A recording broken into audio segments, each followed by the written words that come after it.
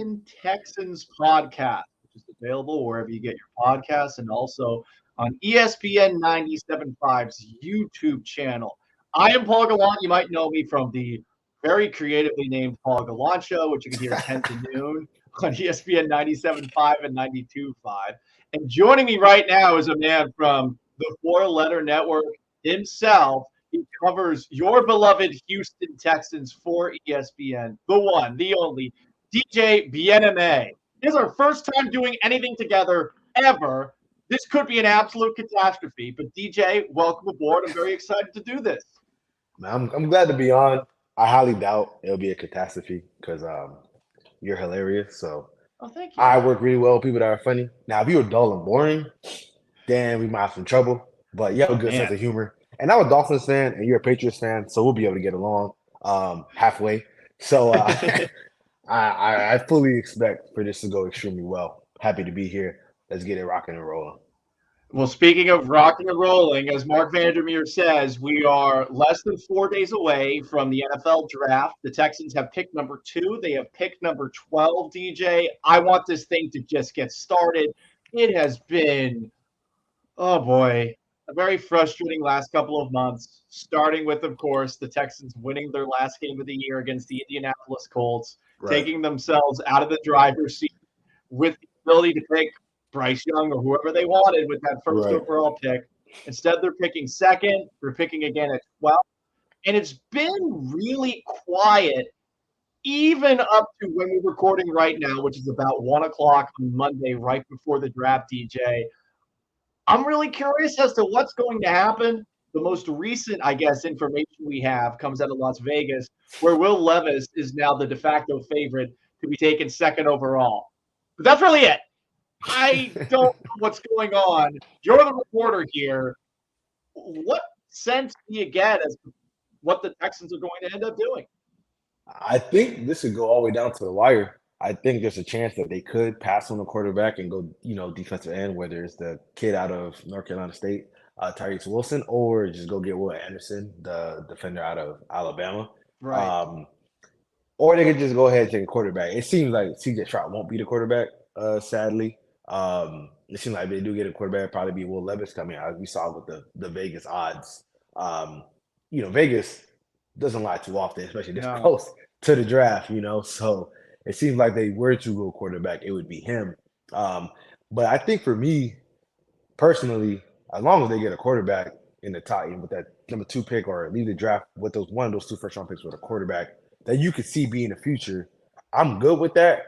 Because in reality, you can't, in today's NFL, like how far can you really go if you don't have an answer at the quarterback position? Like, you can't go that far. Right. So hopefully, the Texans understand that. Because you can draft a quarterback while still building up the entire roster. Like, we see teams do that all the time. Newsflash, that's kind of your job, is to get a quarterback and build around that said quarterback, So, I mean, the idea of kicking the can down the road and trying again next year seems kind of crazy because, I mean, you'd have to be top 2 bad to get either Drake May or Caleb Williams. And if you're that bad, there's a chance that Nick Caserio could end up being gone. Because, again, that'd be 3 years in a row of you having a top 3 pick. And not that many GMs survived that. So I would say that, and then, if you take yourself out of those 2 quarterbacks, now you're kind of in a similar position that you're in right now, where it's like you might not love those quarterbacks. So, I would hopefully they take a quarterback because that shows that, they understand that you have to get the guy of the future, build around that guy, and hopefully you have a good enough team to compete in AFC. It's a tricky spot to be in. I agree with you from the perspective of, hey, they got to do what they think is right. They can't be forced to pick someone that they don't necessarily want. But there's this added element of you covering the team, me following this team for the last decade. There's impatience. The last 2 years in particular, 3, starting with 2020, have been an absolute dumpster fire. Right. And I think fans are getting patient. And we saw this post that the Texans put on Twitter earlier today, and it doesn't help but make you just think about all the times the Texans have screwed up when you see them tweeting out essentially like a hard-out gym members version of Live, Laugh, Love, failure is not an option. It's a necessity. Every step is a lesson learned. Every setback a chance to grow stronger. Embrace the struggle. No, I don't want to embrace the struggle anymore. I think that's where a lot of fans are with this team. And you read that and you're like, oh boy, are they trying to tell us without telling us that they're not taking your quarterback with that second pick? I don't know, DJ. So if you were a fan of this team, and let's say you were, up in the morning washing dishes or driving across the street or whatever, hopefully not touching your phone. But if you had a red light or whatever, you check and you seen that tweet, Paul, how are you reacting in that moment? I'm just going to say, why? Why? That's it. Nothing more. Why did you feel the need to post this? And look, there's a lot of other things that are pressing that are much more important than this. But this one tweet, DJ, this team loves to pants itself. And this is one of those moments where, like, why are you posting this with the draft coming up? It just makes my inside start to churn a little bit and get nervous about what might not happen in the first round. I like you, it's so hard to predict quarterbacks. I just want one. Yeah. It sounded a little bit earlier like you might want CJStroud more than any of those guys. That's what I heard because you said sadly. Now maybe that's me overthinking it. Yeah, sadly. CJStroud, he looked good to me in college. You know what I'm saying? I'm no draft expert. I'm no draft scout. I'm not a GM, But what history has shown us since the 1940s that everybody kind of has the same type of hit rate on evaluating quarterbacks. Yeah. Oh, yeah. Just being honest. You know what I'm saying? Yeah. Everybody has the same type of hit rate at this rate. Because, we saw the 2021 class. Zach Wilson went number 2. Trey Lance went number 3. And both teams are trying to move off those guys immediately. You know what I mean? So I like CJStroud more than Will Levis. I like CJStroud more than Anthony Richardson. I think CJStroud would be a good fit in this offense. People compare him to Dak Prescott / Jared Goff. Both of those guys have thrived in this type of offense. Successful players. Yeah, I'm like, if you're gonna get one of those that type of caliber player, it's not like a win to me. So that's why I'm like, hey, I'd rather go with CJStroud versus Will Levis. Will Levis is more of a projection where you're just hoping that certain things that you see on tape from the tools, you can refine him into becoming a really good quarterback. But we've seen guys like that flop all the time. This is one rule that I have now, especially recently, especially since I want to say 2016, with the quarterbacks that have come in, from the 2016 class on. If the quarterback wasn't one of the best guys in college football, can he be one of the best guys in the NFL? And the answer so far has been no, except Josh Allen, right? Every quarterback that's come in since 2016 that has been a very good quarterback in the NFL were dogs in college, right? We can go through the whole entire list. Patrick Mahomes. People say Patrick Mahomes was raw. Yeah, but he was still dominating in college. Like he threw 5,000 yards. Yeah, exactly. He had one game where he threw for like 700 yards in the game against Baker Mayfield. You have Lamar Jackson, Heisman winner. You have Kyler Murray, Heisman winner. Even Baker, who had some success. I think Baker kind of got his own way with not being self-aware. Heisman. Joe Burrow, Heisman. Jalen Hurts, runner-up in the Heisman race. Deshaun Watson. Obviously he finished. I think he finished second Heisman race and won a national championship. Yeah, right. So let's go on and on and on. Even on a lesser scale, a guy like Tua, who finally showed who he could be last year, he was a Heisman runner-up and was one of the best players in college football. Trevor Lawrence, Justin Herbert. The list goes on and on and on. So that's where I'm at, right? Where it's like, if you weren't one of the best the pitch is already hard enough. If you were not one of the best in college, how can I now expect you to be one of the best in the NFL? Yes, we can point to Josh Allen, but he's the anomaly. Yes. Yes.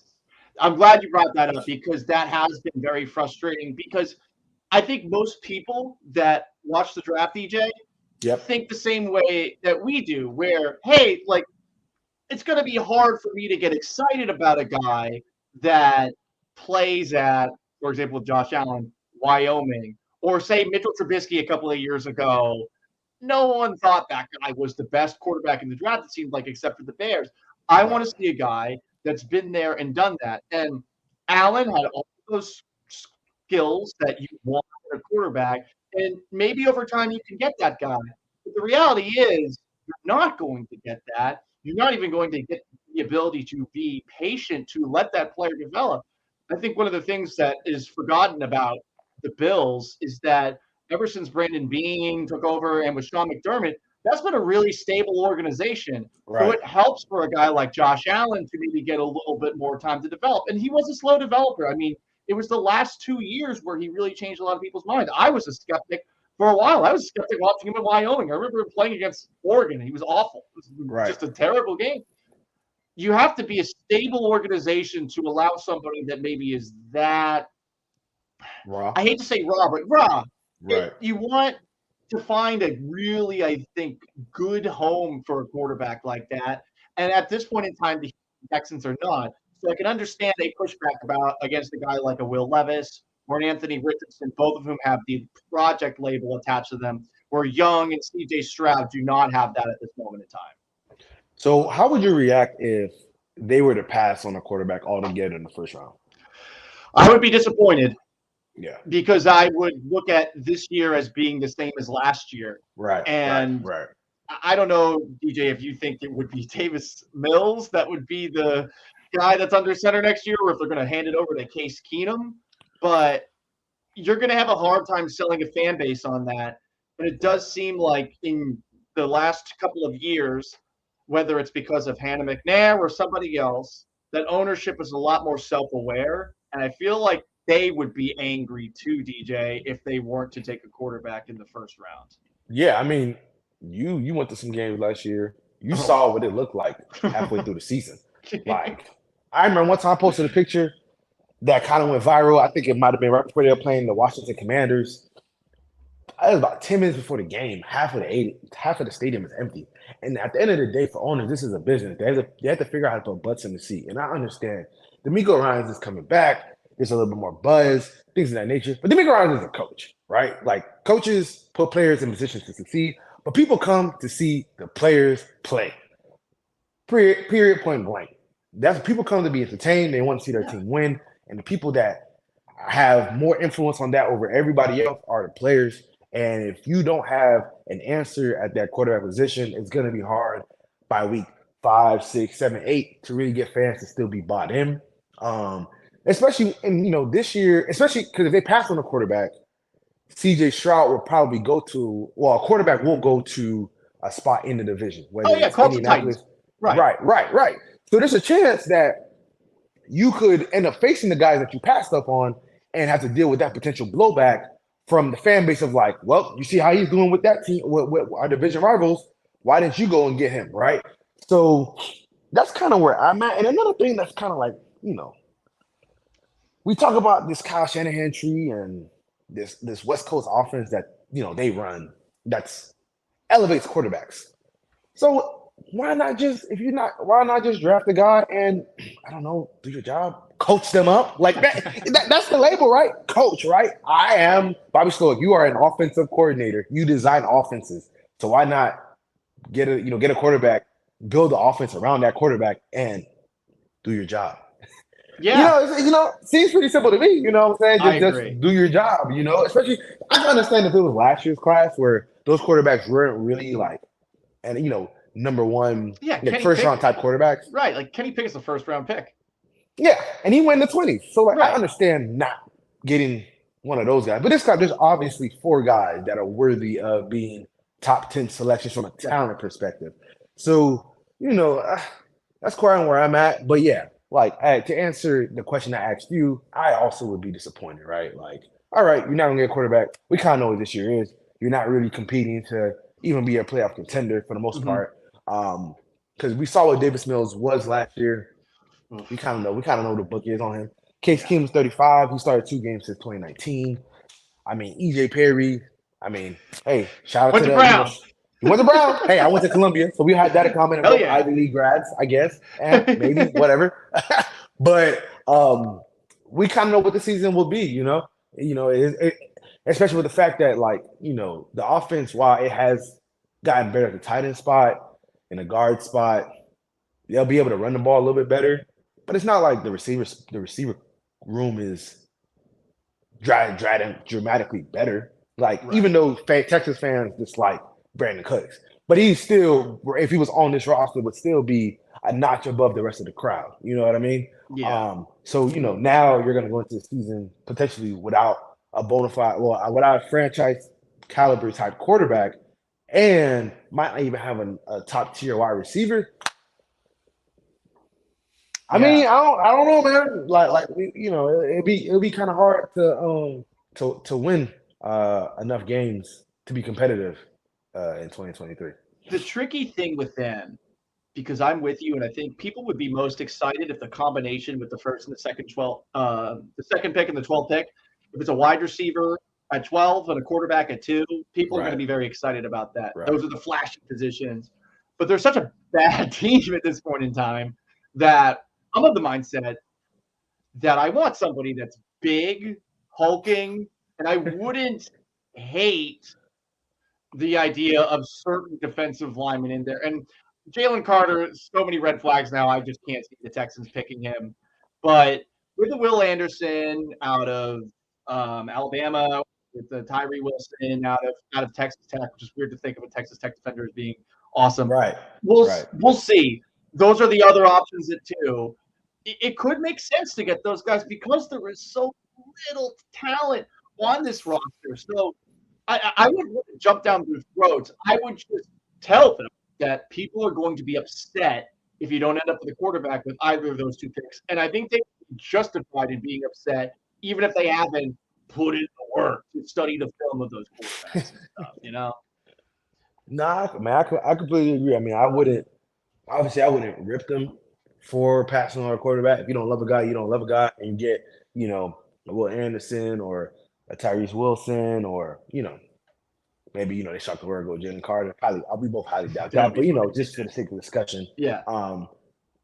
Would it work? I mean, I could see what you're trying to do, but I would just, throw it out there. The Niners did that in 2017, where they went and passed on Mahomes and Watson for Solomon Thomas, and they started at year 0-10. Yep. They didn't get everything looking good on the right track until they got Jimmy Garoppolo. There's just this notion that, like, you could just draft a defensive guy, wait. Yeah, but you can end up like the Washington Commanders, who passed on Justin Herbert and Tua Tagovailoa in 2020. Yes, Dwayne Haskins was on that roster at the time, but the new head coach and de facto general manager, Ron Rivera, didn't draft them. If they had, let's say, Justin Herbert at this point, they'd be in a much different circumstance right now. Much different circumstance. You'd at least be excited. Exactly. I mean, usually when teams that need a quarterback pass on a quarterback, when there's quarterback options, usually tend to regret it. I mean, the Giants, they passed on Josh Allen and Lamar Jackson for Saquon Barkley. Saquon Barkley is a fine player. I mean, he's a really good player, actually. One of the best at his position, But, like, next year they end up drafting Daniel Jones, and 4 years later, look where they are now, where it's where if they would have drafted Josh Allen, they could have used a second-round pick and got Nick Chubb. So that's all I'm saying, So they could have, that's I mean, I remember having this debate. One of my homeboys, who's like, big on like drafting running backs in the top 5, but we're kind of getting on a tangent. But just that's an example of like you can always get, like for the running backs, so you can get a guy in the second round, yada yada yada. But that's all I'm saying. When a team needs a quarterback and they pass on that quarterback, it can tend to backfire sometimes. Right. So that you were saying about like how certain coaches, they think that they can make it work with any other quarterback. Yeah, it's a faulty logic. I mean, Shanahan, I think, offensive mastermind that he is, imagine how he would have done with any of those guys. And maybe they thought Trey Lance was going to be that guy. Maybe it was Mac Jones that they traded up for. But some coaches have that kind of arrogance. I do think that with DeMeco Ryans, I don't know this is the case for Bobby Sloan necessarily, who's the offensive coordinator of the Texans, but I do get the impression with DeMeco Ryans that he is very open to other voices. That might be a negative at the end, but I think that's a good place to start, especially when it's your first time as a head coach, is to listen to not just other coaches, but to be a part of this thing that the Texans have been talking about ad nauseum, from Nick Caserio to DeMeco Ryans. There's going to be more collaboration in the room. So I don't think that's going to be something that happens where they pass on a quarterback because they believe any quarterback can make it happen. I think if they do, it would be because they just don't like the guys. But maybe I'm Right. being a little bit too friendly to them with that line of thinking. Yeah, no, I could easily see that also, and I think it'd be okay. It's just you know you have to also be okay with the fact that two of them might end up in your own division, That's true. possibly terrorizing you for the next decade. You know, No, but I mean, no. they could those two guys could end up going somewhere else and being horrific. Yeah, So that's what I yeah, want. Just push that energy out into the universe. Those guys go there, and through no fault of their own, they're bad. And then they go so somewhere else, and they have a successful career, just not in those locations. So, DJ, the biggest, I guess, press conference that we've had for the Texans over the course of the last couple of weeks was Nick Caserio's "I'm not leaving" press conference, and I am curious about his future here. I think a lot of other people are. I saw that press conference and I thought to myself, is a big announcement about to happen before the draft? right. No, the announcement was these rumors are dumb. Stop. But I wonder about after the draft, hearing some weird rumors about New England potentially wanting to bring everyone back together. I don't know how much substance is behind them. And going back to something that we were touching on a little bit earlier, just on the idea that maybe the Texans ownership gets mad if a quarterback isn't taken in the first round at some point. You don't see any big changes happening in the organization with all the people you talk to in the near future, do you? Nah, not right now. I do think when there's smoke, there is fire. So the fact that that was discussed just goes back to my original point. Like, if they're bad next year, I could easily see a scenario where Nick Casario is gone. If they're bad next year, yeah, I could easily like at that point. Let's say hypothetically they finish 4-13 again, right? Because most coaches on bad with limited rosters in year one, usually don't win that many games. But that'll be his third year of winning less than 5 games. I can easily see a scenario where he's gone. Yeah. Like especially if they pass on a quarterback and the McNairs wanted a quarterback to at least get this rebuild on track, and you're just continue to keep the can down the road, just getting rid of, getting rid of Nick Casario and D'Amico's bringing a Niners guy and kind of going from there. And I mean, we've seen it before. I don't predict after the draft because that's super rare. The only team that's done that recent memory is the New York Jets when Right. they got rid of Mike McCagnon to get Joe Douglas in 2019 after the draft. But I can easily see a scenario if they're bad again, Nick Casario being gone. So back to your point, when there's smoke, there is fire. So I would not be surprised if they're bad next year that Nick is gone. Because again, like, what are we paying? Like, for them perspective, what are we paying for? Like, we haven't, like, the notion that Nick Casario came in a bad situation is correct.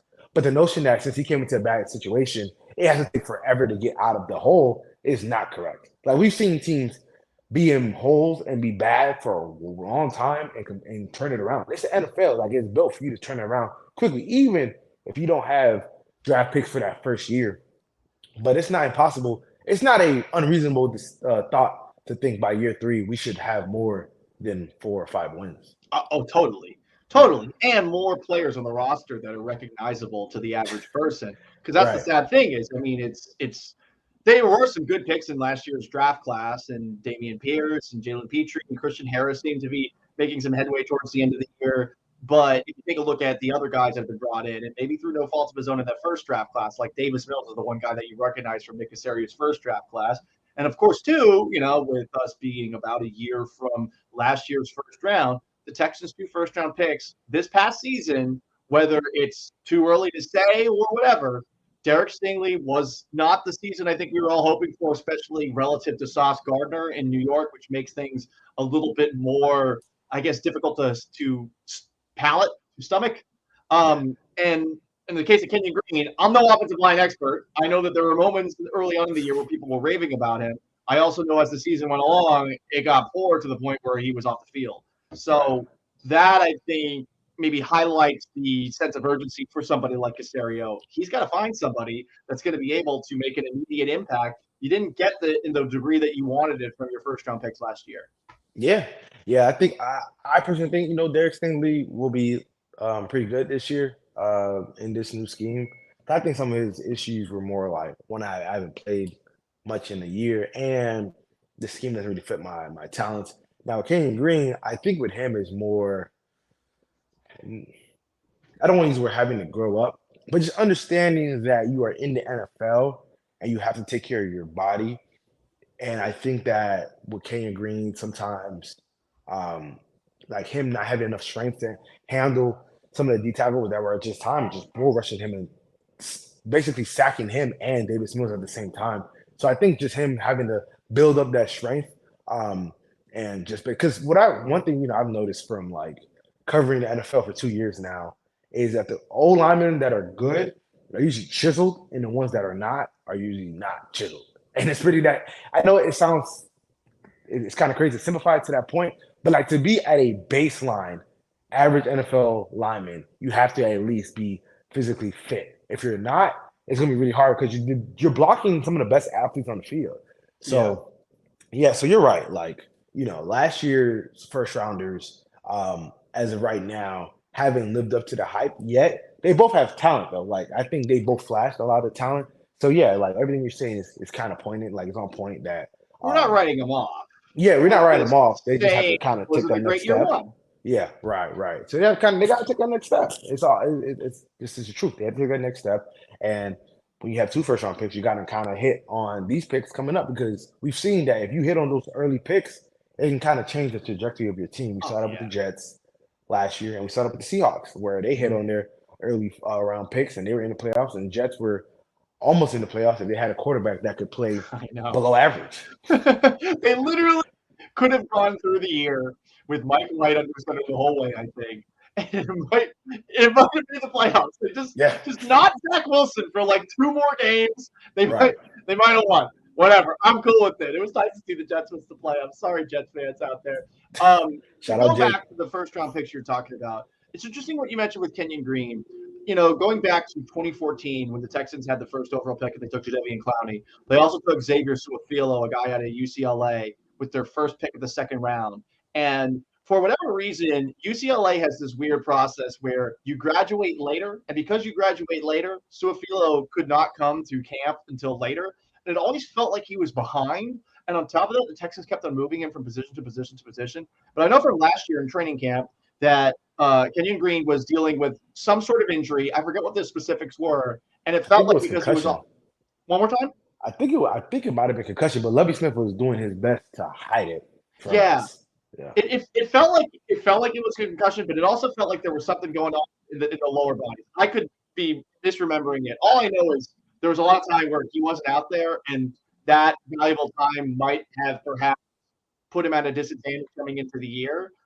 And to your point, maybe if things are taken in a different direction this coming off season, that's not a problem that happens again. As far as Derek Stingley, I'm really curious about Derek Stingley, and I know you've been able to catch up with him recently, and it's interesting that you mentioned something that we had talked about earlier when it comes to Derek Stingley maybe not being a scheme fit. It is so weird that there are so many coaches, and I do not be someone who's going to come across as ageist, but it does seem like the older coaches are very much about my scheme works. I'm not going to give a player the best opportunity to do what he does best. So is that the impression you got that was going on with Lovie Smith's defense and Derek Stingley last year? Yeah, that's kind of impression that I got was more like, not Sting didn't tell me this, but like just from my own eyes, just talking to people in locker rooms, like they just ran a lot of cover 2, right? And like I remember one defensive back was like, "Yeah, I haven't run this much cover 2 in my life," and it's weird because it kind of worked because like they did have finished with more interceptions than touchdowns allowed.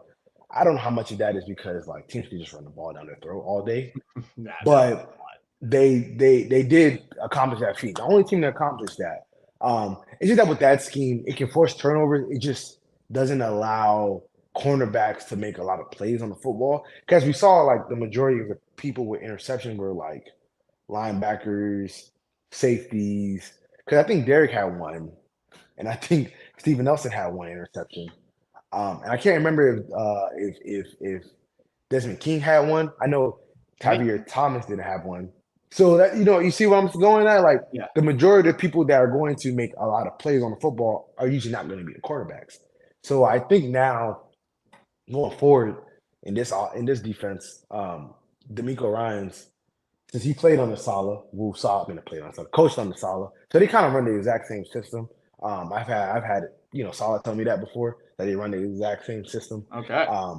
So I'm anticipating that we're going to see Derek used in a similar way that Sauce was used, where you could press a lot. You're going to have safety help over the top, especially on third downs, and they're going to put those cornerbacks in position to make a lot of plays. I think the reason why in that with the 49ers and with the Jets, the cornerbacks can make plays because their front four can really get after the quarterback. So the cornerbacks don't have to cover as long.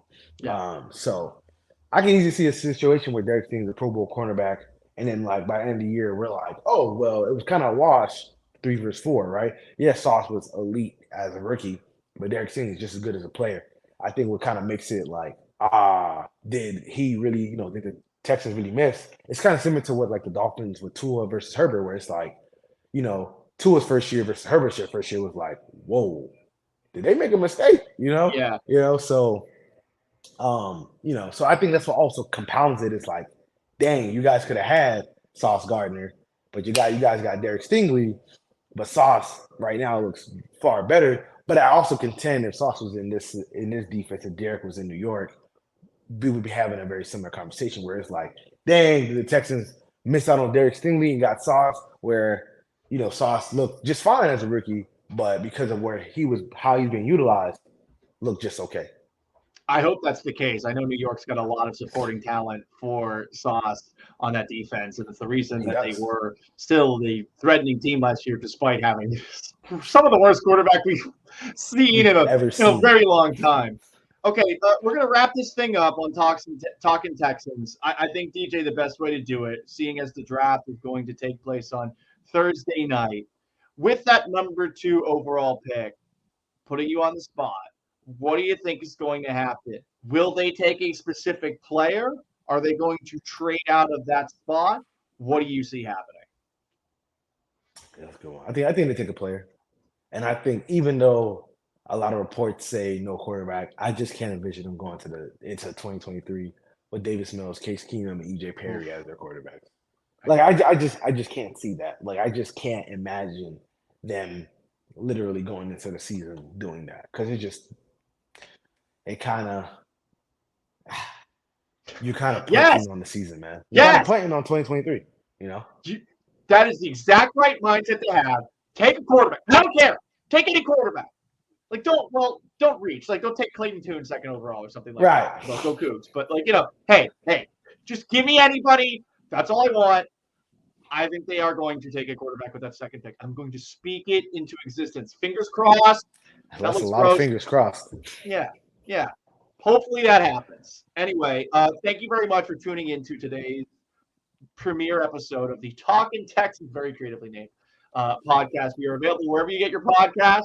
You can get after both of us on Twitter with our Twitter handles. He is DJ Bien-Aime. I am Paul Gallant. So long, farewell. We'll be back at it right after the draft with hopefully a quarterback. Hopefully with a quarterback. Awesome.